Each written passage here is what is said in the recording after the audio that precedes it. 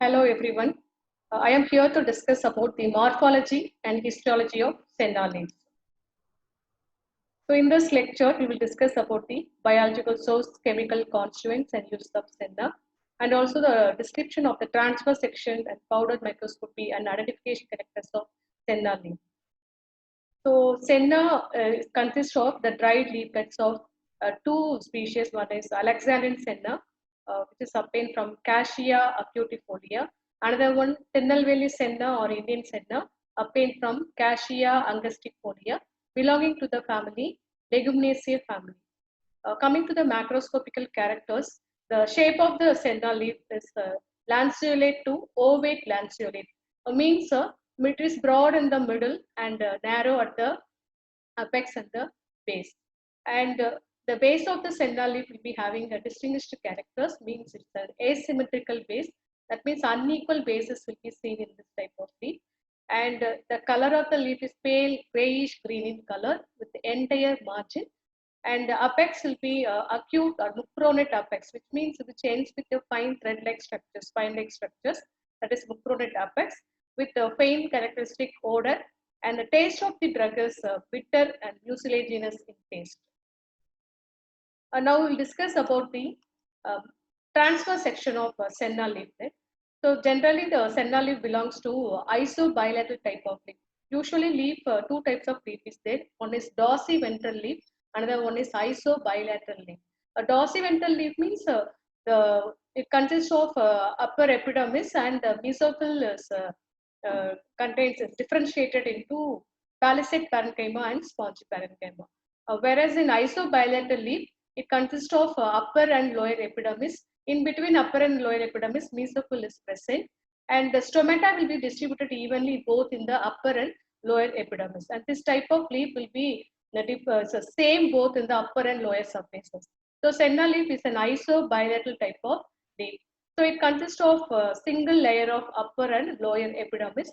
The epidermis will be rectangular in shape, and it is covered with the cuticle, and it bears covering trichomes and parasitic type of stomata.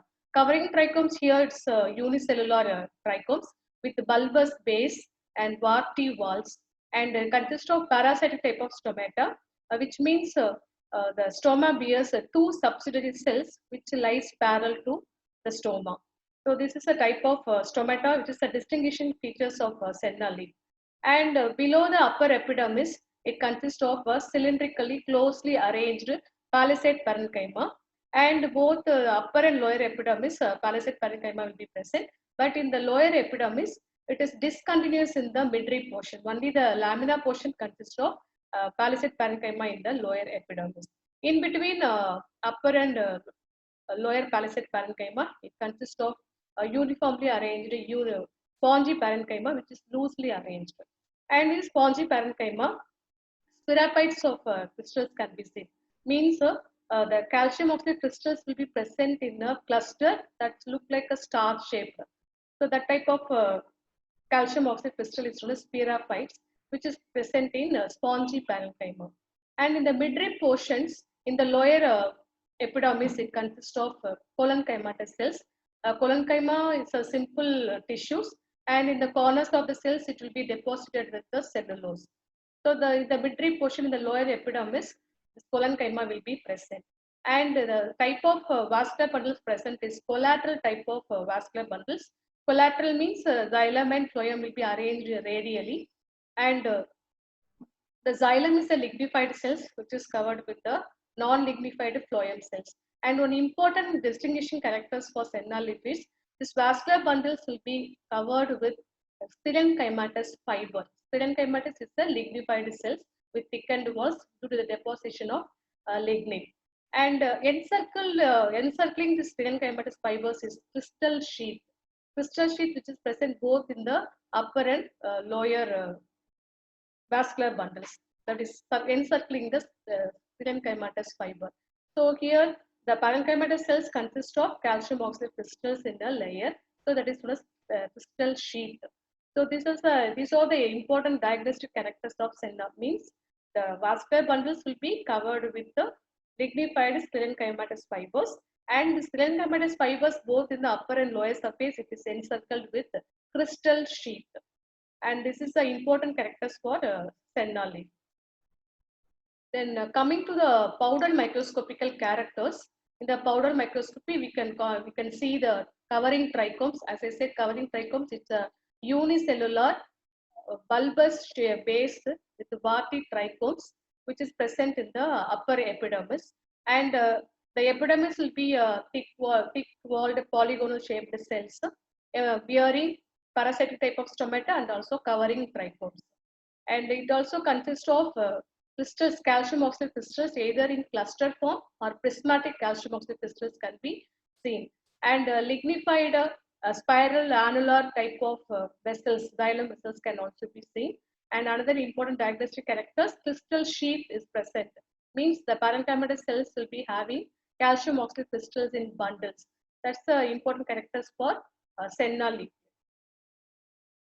And the color of the leaf will be pale green to yellowish green in color and mucilaginous in taste and bitter, with characteristic faint odor.